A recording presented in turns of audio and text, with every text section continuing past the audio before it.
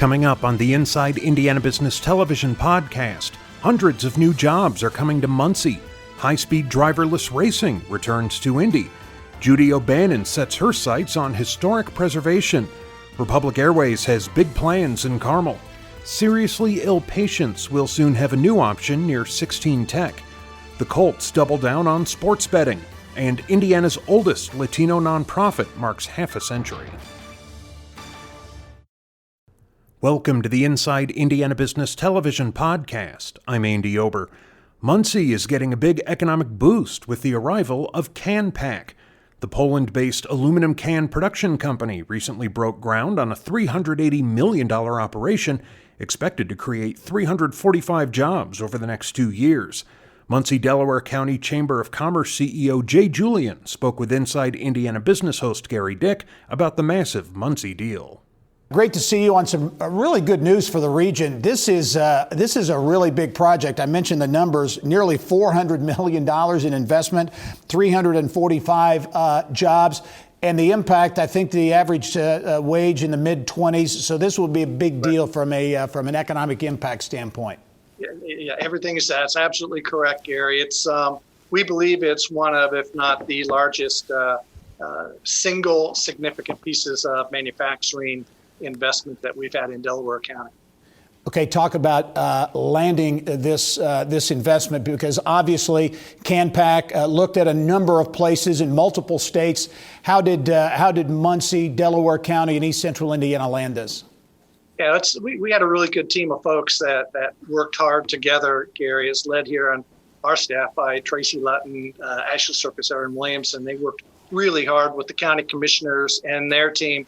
The city of Muncie, the mayor and his team as well.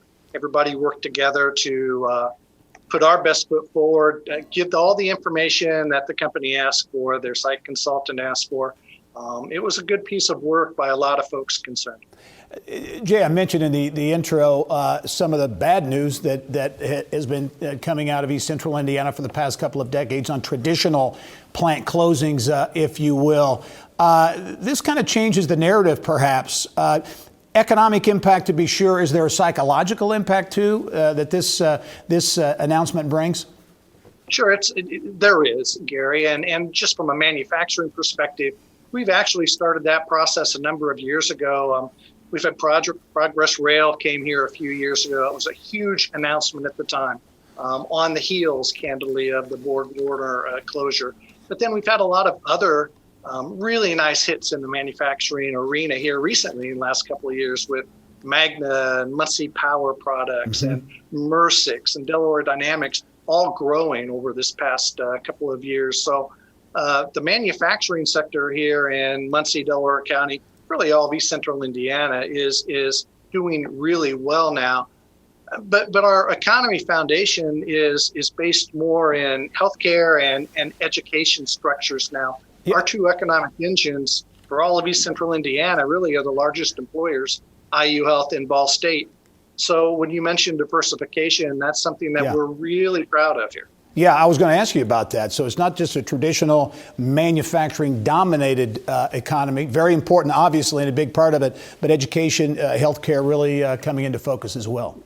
That's absolutely right. Ivy Tech had a nice expansion in our downtown area here in Muncie a couple of years ago. Literally changed the skyline. That the psychology that you mentioned stems from things like that. All the great activity that you see in and around the Ball State campus, Ball State, City of Muncie, getting integrated together again. It's really kind of fun to watch. Hey, talk about that, Jay. We only have about less than a minute left, but Ball State's involvement, because having Ball State there obviously is a huge asset for the community and the region.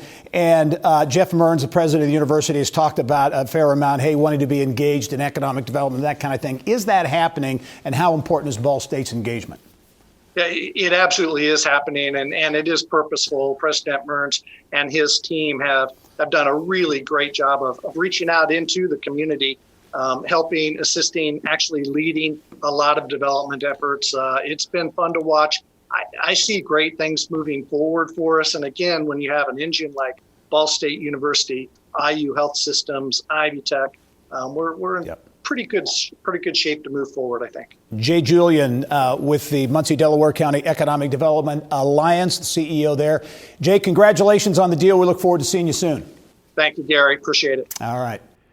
Indiana is once again in the global spotlight for motorsports innovation. The world's first high-speed driverless competition at the Indianapolis Motor Speedway revs up in late October.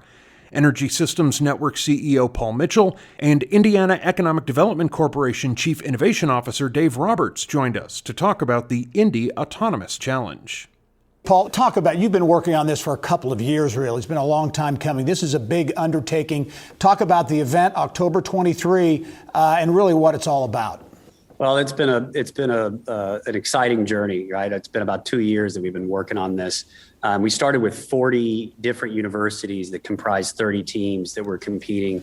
And as you just said, we're now down to 10 teams, 10 finalists. They have been living in Indianapolis since June, practicing almost every day, either at Lucas Oil Raceway or at the Indianapolis Motor Speedway, logging hundreds of fully autonomous laps and more than 2,000 miles that they've run already with these world-class race cars. So we're thrilled for October 23rd when these teams are going to be able to compete head-to-head. Driverless cars, how fast do these things go? Well, we started them, slow but steady, right? So learned to run them at 30 miles an hour, 50 miles an hour, 70 miles an hour. We have had cars over 100 miles an hour already. So we'll see how fast we can get for these cars to run by the 23rd of October. That's going to be quite a spectacle at the Indianapolis Motor Speedway. Dave, from an IEDC, from a state standpoint, talk about the significance of this. This is attracting attention from around the globe, big corporate sponsorships. I mentioned Cisco as a presenting sponsor. What does this mean for the state? Yeah, Gary, it means a lot on a number of different levels. It is a focal point for the entire industry at this point. And as we think about the future of mobility, autonomous really plays a massive role. One of the other sponsors, Aptiv, just cut the ribbon yesterday on their facilities at Westfield and in Carmel, and just a tremendous sponsorship from them and partnership all around. Number of great companies, but really also the STEM aspect I think is really, really important. Getting the K to 12 kids there and interested, as well as the college kids to come out and see this is a great inspiration. Yeah, quickly, Dave, do you think there could be some investment down the road too, potential, as companies look? This whole industry, if you will, is something that is getting bigger and bigger. Indiana positioning itself for future investment, maybe. Yeah, absolutely, Gary. We saw that coming out of the DARPA Grand Challenge, the original inspiration, for this event. And we're hopeful that companies spin out of this and grow right here in Indiana. Yeah. Paul, let's talk about October 23 at the Indianapolis Motor Speedway. What can folks expect? Because I think it's going to be quite a sight out there with these driverless cars on the track. It's going to be a full day. We've got an autonomous innovation summit in the morning with about 300 to 400 leaders from industry, government, and academia. And then we're also going to have a technology showcase and university fan zone. So we're turning the gasoline alley garages into sort of an exciting space where people can learn about the technology, meet the teams, and then the on-track competition. We'll have 10 teams competing for the $1 million prize, running their fully autonomous cars, doing laps around the speedway. And I mean, what's not exciting about that? Yeah, no kidding. It's going to be a great day. October 23rd at the Indianapolis Motor Speedway, the Indy Autonomous Challenge powered by Cisco. Paul Mitchell from Energy Systems Network, Dave Roberts from IEDC. We look forward to the 23rd. Thanks for joining us. Thanks, Gary. Judy O'Bannon is living her passion. Indiana's former First Lady is spending her time leading the push to preserve some of the state's most treasured landmarks. She spoke with Around Indiana reporter Mary Rachel Redman. Tucked away in picturesque Harrison County is the historic town of Corydon, Indiana's very first state capital. It's also where you can find Judy O'Bannon's passion for historic preservation perfectly on display, like this 1866 log barn she calls home. I like old things because people have touched against them. and they've left their fingerprints when they did what I call their dance of life. The old 1866 barn, we built it when he was running for governor. After he became governor, Home and Garden TV said, well, we're doing barn conversions around the country, so we think it's novel that a governor can do what he has to do and be in southern Indiana. Frank was the first governor with a computer in the governor's office. That's right. And that's been like 20 years ago, first computer in the governor's office. Over a century ago, the O'Bannon family bought the local newspaper, and the family still owns it today. Thanks in large part to the former First Lady's fervent belief that people in small towns need their own local news source, just like the Corydon Democrat. I very much believe in freedom of the press. I also believe that it is the messenger, the facilitator for people to know what's going on in their community. How can you connect? You find out what family's house burned and needs help. You're not going to read that in the Wall Street Journal. So by gum, that newspaper that we've owned for over 100 years in the family, we're plugging in there. O'Bannon's passion for freedom of the press all comes back to community and the importance of main streets across Indiana. People don't realize the gifts of living in a small town. I think this is a key time to bring awareness to that. Folks who've worked out of their homes have had eye-openers about what they can do from anywhere, but within that community, to make sure that you have things people want to hang around for. So if you don't have intellectual stimulation and opportunity to grow, well, what a bore. Who wants to stay behind for that if they're a college graduate ready to go with a new degree? So we have to make sure that those things that create lifestyles or quality of life are in our small communities. The capacity's there. They need to feel the confidence that they can do it, as opposed to, I don't know about the rest of this world. I think they're out to get me. So I'm just going to close down, and if you don't look like I do, or you don't talk, or your clothes aren't like mine, I think you must be suspect. We got to get over that. It's sure death. She also wants Hoosiers to start being proud of where they came from. When our mentality has been, educate them in Indiana, but they don't want to stay here. You know, I did a television program, What's So Funny? And my driving force was, look at sitcoms. If they want to portray someone who's a bumpkin, who's nice, nice, gentle, but really not quite, you know. Where are they from? Oh, they came from a small town, Indiana. So we think that's okay. It isn't okay. It's a dead-end street, and we've got to get over that. Much more from Judy O'Bannon. Her accomplishments are many, and we'll have part 2 of Mary Rachel's in-depth interview with Judy O'Bannon coming up in the next couple of weeks. Indianapolis-based Republic Airways is preparing to touch down in Hamilton County. The airline has plans for a new aviation facility in Carmel, which is expected to add nearly 2,000 jobs. Republic Chief Administrative Officer Matt Koskell came on the show with more. This is a big deal, $200 million investment in a major corporate headquarters, but you're really building an aviation campus. There's going to be training there.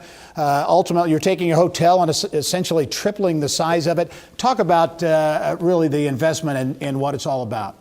Well, look, you're right. It is a big deal, and we're proud to be a part of this. If you remember the last time we talked, we were opening up our Lift Academy, which was the first phase of our workforce development investment here in Indiana to address the needs that we have to attract more technicians, pilots, and crew to the aviation industry.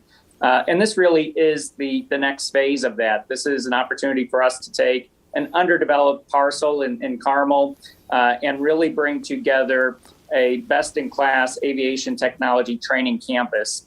If you look at the needs that we have as an industry ahead of us are daunting. We've got a need over the next 20 years for 400,000 new professionals across those 3 disciplines just in North America alone. And the need globally is closer to 2 million. So we will be training new professionals for aviation at a pace that we just haven't seen in the past. And this training facility and the investment we're making in Carmel will position our airline to do that effectively, and to provide a great training environment for our current employees, but equally important to introduce more people to the excitement of aviation and the jobs and careers available. Yeah, so really, this is a corporate headquarters deal, but very much so, it's also a workforce play.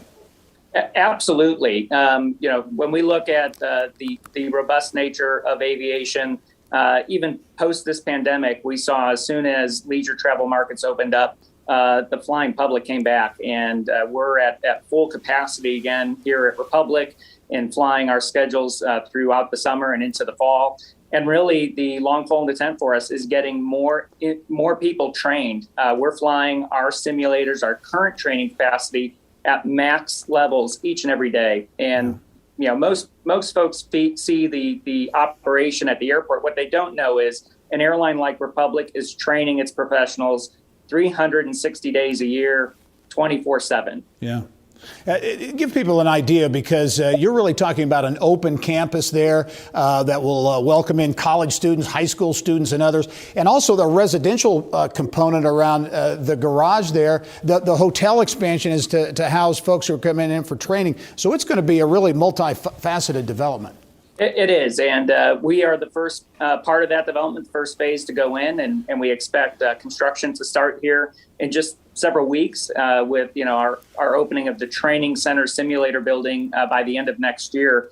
But very quickly after that, Kite and the city of Carmel have a plan to develop the north end of this facility once we're in there, to really expand the residential and retail and services industry, to really make this an aviation plaza with a great hospitality presence. All right. Republic Airways, a $200 million corporate headquarters and training hub in Carmel. Matt Koskell, the Chief Administrative Officer for the airline. Matt, thanks so much for joining us. We'll talk to you soon. Hey, thanks, Gary. Have a great day. Remember, you can catch Inside Indiana Business Television on stations throughout the state every weekend. Head to InsideIndianaBusiness.com to check listings. Indianapolis-based nonprofit Fairhaven is opening a new $2.8 million healthcare hospitality facility near the 16 Tech Innovation District on the city's west side. Ada's Place is designed to help seriously ill patients and their families who come to Central Indiana for critical care. Founder Amanda Milner spoke with Kylie Valletta in the Business of Health. Well, let's talk first about your personal experience. You've faced a medical crisis yourself, and explain how that really opened the door to creating your nonprofit.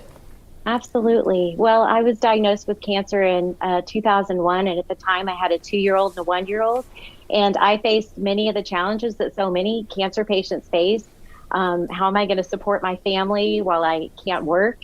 Who's going to drive me to treatments? Who's going to take care of my kids?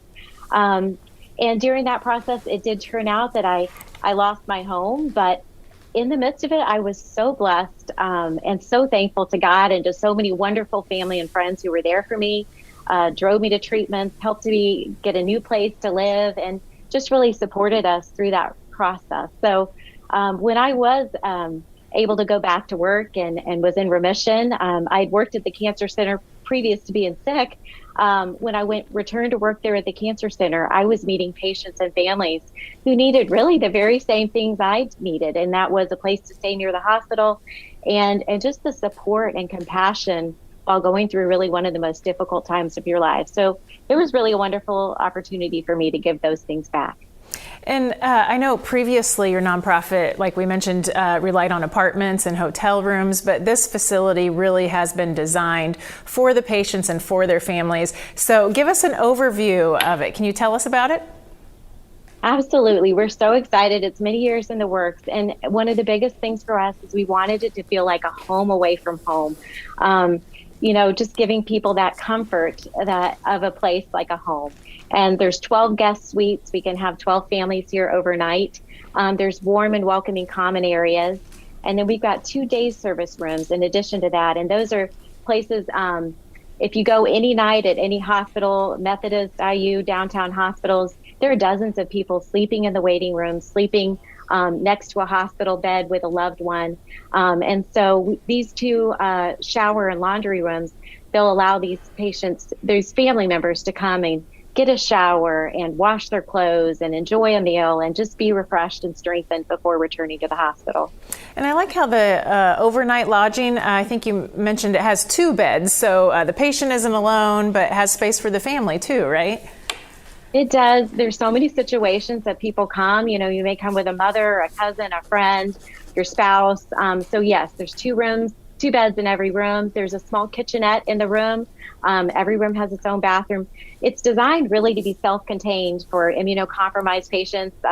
We've all learned about the importance of that during the pandemic, but these patients are really, it's really important that they're safe. And so the room is designed to be self-contained for them if needed.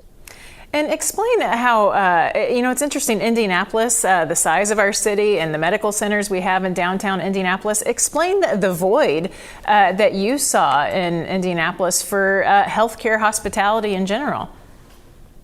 Definitely. Well, Indianapolis is home to the state's only academic health center. So that draws people from all over the state and the Midwest and even the country for some diagnoses. So if you look across the country at major medical centers, there are more than 200 healthcare hospitality facilities across the country. But this was really sorely missing in downtown Indianapolis for adult patients. So we are so excited for the opportunity to be able to serve more families and bring some relief to our long waiting list. And speaking of the long waiting list, in the past you've served about 125 families each year. Talk about how this is really going to help you grow that number. Yes, we are estimating at the new facility we'll be able to provide overnight lodging to 500 additional families each year. And through the day shower and laundry program, touch another 1,000 families each year. So it is really going to make a difference for so many more families. And I know you're very close to 16 Tech, a new development in Indy, also super close to IU Health Methodist, the Simon Cancer Center. One thing I want to talk about quickly is how it got the name Ada's Place. Oh, that's a great story. We were looking for just the right place to expand and found this property that is so close and convenient and really perfect.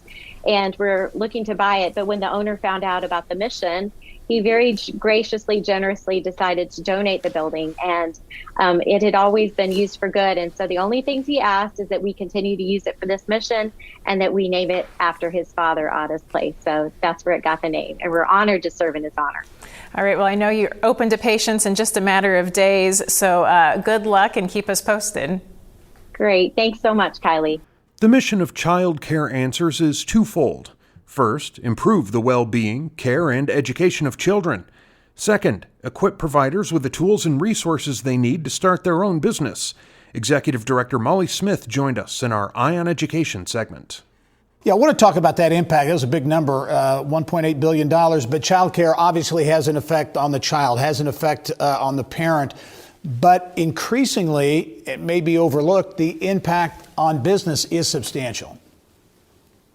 Yes, when we look at that very large number of 1.8 billion, we know that families, when they go to work, they want their children in a safe place.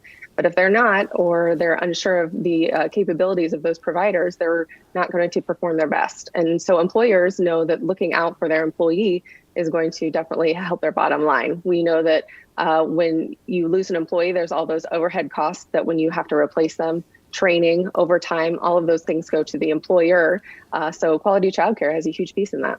Okay, talk about Child Care Answers. Your organization, you really launched in, I think, 1985 as part of Early Learning Indiana, spun out as a standalone, one of 5 similar organizations around the state. Talk about Child Care Answers and the services that you provide. Sure. So we really want to empower families and helping them find the best spot for their child in childcare, whether they're working or in school, and making sure that it's a safe and healthy place for them to stay. But we also work with families if they're having challenges with their children or they need some support, anything from breastfeeding to anything that has to do with that child. And so we know that if we can support them, we're supporting the greater community. We also work with employers to try to help them implement family-friendly policies. And then lastly, we also work with childcare providers opening their own business, making sure that they're going to have a sustainable and successful business. Yeah, and the services you provide, and your particular organization is focused on Hendricks, Hamilton, and Marion counties. These are free services, right? Yes, we actually have a state contract with the Office of Early Childhood and Out of School Learning. So anytime you call, any request that you have, all of those things are completely free to you. So we really encourage you to call, whether you are the employer and you're just looking for some additional advice on how to support your employees, or if it's a family looking for childcare. The pandemic has impacted, the entire economy. No one escaped it, really. How did the pandemic, or has the pandemic impacted the child care business and the services you provide? So obviously referrals that we did definitely skyrocketed during the beginning of this, because we had families who needed childcare and their childcare had closed, and so they needed a new spot. Or we had those essential workers who had different hours. And so they needed a provider who was open in different hours. So obviously that was happening. But then also we had the childcare that needed to close because of positive cases. And so a problem that we already knew that childcare businesses had a very thin margin of that, of being sustainable, was just exacerbated by the pandemic. So we have a lot of grants that have come out through the state and other private organizations to support these businesses, to keep them open. And we know a lot of families are still keeping their children home. Maybe they're working from home or not sure whether they would like to return them to childcare. So we know that there's a lot of influx still. A lot of folks are having trouble staffing their childcare, just like every other business. So we know that it has definitely impacted, and it will continue. We'll have that residual effect for a long time. So we're just trying to do the best we can to get support for those businesses and help families understand what the best fit is for them. Yeah, you're obviously providing services to families, but you also provide information services, education, I guess, to businesses. Are you finding more businesses are engaging in this issue? So at the beginning of the pandemic, it was survival mode. A lot of businesses weren't interested in listening to what we had to say or really surveying their employees to see what the challenges were. But now, as some things are getting back to what our new normal might look like, yes, we have a lot of HR departments who are asking a lot of good questions to really find out what their employees need, and then asking for our services as far as, well, what can we do? What are the things that we can implement that do not cost anything extra? And then what are the things that I can supplement and support my employees so that they stay longer?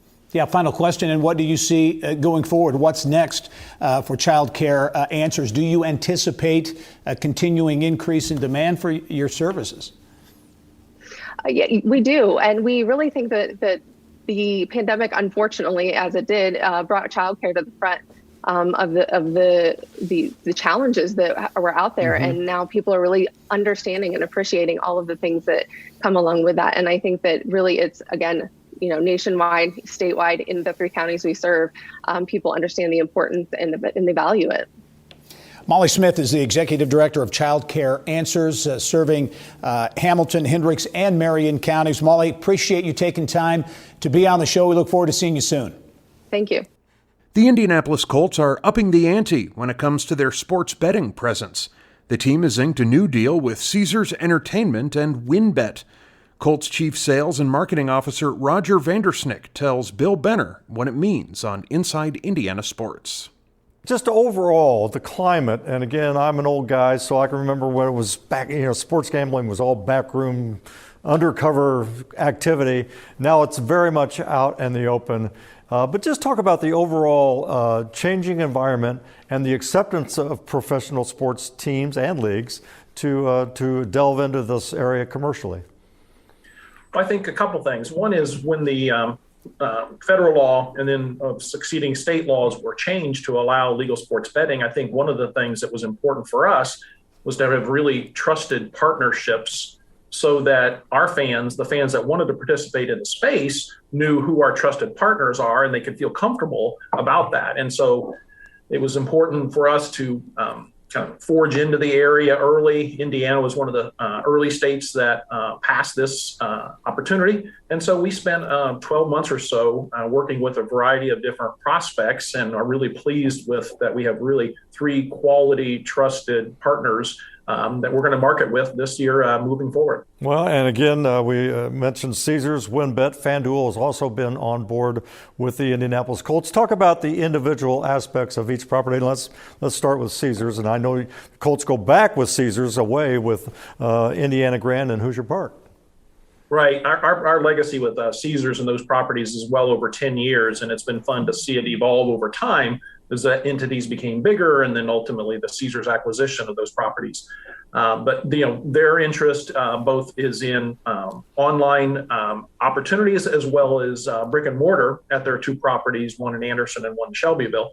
And so that's it starts with use of intellectual property and marks and logos, the ability to use our trademarks in sweepstakes, a variety of different promotions, use them at their facilities, as well as then they are the title sponsor to the Caesars Sportsbook Lounge, which is a 21 plus area at Lucas Oil Stadium where fans can participate and see different aspects of content, even betting lines that are going to be displayed there, as well as the opportunity to download the Caesars app.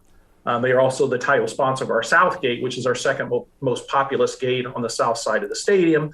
And so that's great branding and a presence for them. And then they have a host of other pieces of media and digital and database marketing opportunities as part of their partnership. And of course, WynnBET also has a lounge presence, the WynnBET Lounge. Robert Mathis, Colts great, will serve as an ambassador for that particular enterprise. I think they're going to be also sponsor, among other things, your official Colts podcast.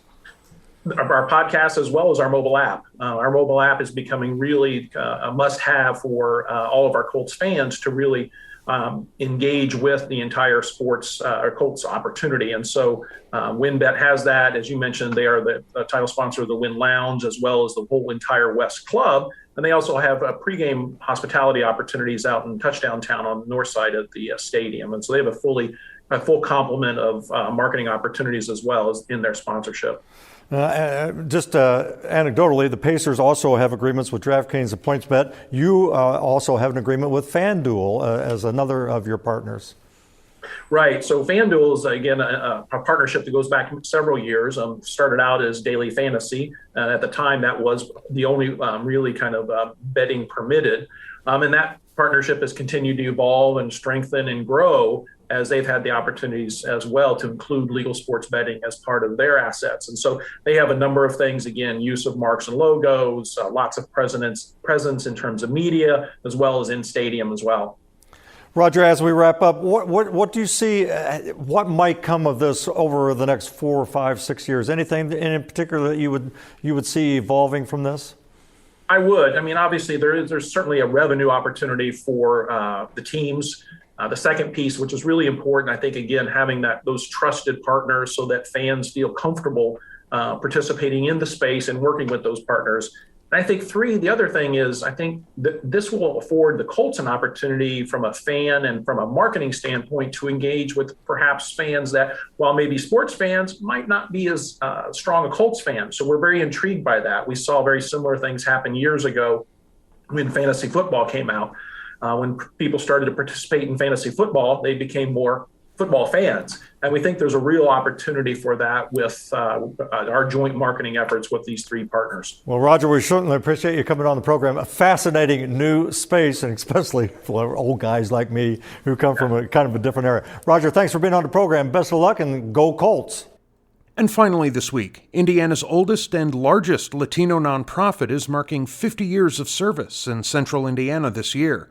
La Plaza president and CEO Miriam Acevedo Davis joined us to talk about the organization's newest initiative and what's ahead. Congratulations. 50 years of doing anything is quite an accomplishment, but the impact that La Plaza has had over those 50 years is quite substantial. First of all, I touched a little bit on it in the introduction there, but Miriam, talk about La Plaza and really what your organization is all about.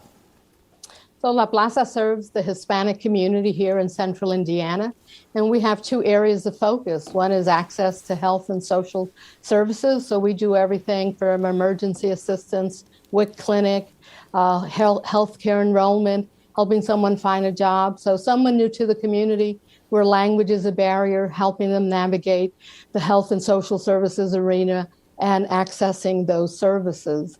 We also focus on education for Latino youth, so making sure that our youth are prepared for post-secondary education, career, have the skills and financial resources they need to pursue a post-secondary education or be career ready, as well as workforce development. We're starting the Center for the Latino Opportunity Center around workforce development and entrepreneurship for our community as well. Yeah, the organization was launched in 1971 during the Richard Lugar administration here in Indianapolis, now the largest Latino nonprofit in the entire state of Indiana. Talk about the growth of the Latino community, because obviously that community has grown exponentially over the 50 years that the organization has been in place. Absolutely. So back in 1971, there were fewer. The 1% of the population was Latino. So 40 years later, 50 years later, we're now at 130,000. Wow. So less than 1% to 13% of the population here in central Indiana. The average wage for Latinos is about 24, 25 years old. So certainly we'll continue to see growth in the Latino community here in central Indiana. And the pandemic had to put a real strain on your ability to provide those services, or the demand for your services had to be up dramatically over the past year and a half or so. Absolutely. So with the pandemic, with COVID, just about everyone was affected. Certainly our community as well was impacted very hard with COVID. Lucky for us, as the need for services increased, so did the support from the community. So thanks to the great funders here in central Indiana who stepped forward and made sure we had resources to help our community. And you're continuing to grow, in particular with the Latino Opportunity Center. What is that initiative all about? Sure. So La Plaza was very fortunate to receive one of the Enhancing Opportunities grant from the Lilly Endowment to start a new program based on the Center for Working Families to help Latinos who are underemployed or unemployed access services they need, the coaching, the skills to access a good paying job here in central Indiana. So through coaching, through barrier busting activities, through financial resources, we want to make sure that Latinos have access to those high-paying jobs. Miriam Acevedo Davis, the president and CEO of La Plaza, the largest Latino nonprofit in the state of Indiana, celebrating 50 years. Miriam, thanks for joining us, and thanks for all you do in the community as well. That wraps up this week's Inside Indiana Business television podcast. Remember, you can find all of this week's TV segments, as well as the top business news from throughout the state, at InsideIndianaBusiness.com. While you're there, you can also subscribe to our platform of free e-newsletters. This is Andy Ober for Inside Indiana Business.